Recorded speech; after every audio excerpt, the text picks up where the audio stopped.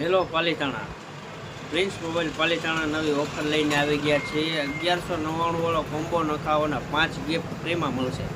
એમાં પહેલું રહેવાનું છે બ્લૂટૂથ, બીજું રહેવાનું છે કેબલ, ત્રીજું રહેવાનું છે કેબલ પ્રોટેક્ટર, ચોથું રહેવાનું છે મોબાઈલ સ્ટેન્ડ અને પાંચમું રહેવાનું છે મોબાઈલ ટફન ગ્લાસ।